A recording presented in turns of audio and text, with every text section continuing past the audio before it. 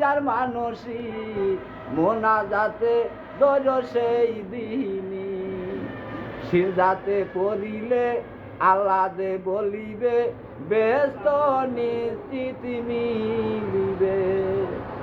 ব্যস্ত যে কহানে আল্লাহ তা জানে নামাজ না হলে ব্যস্ত দিবি কেমনে কয়জন মানুষই নামাজি হইয়াছি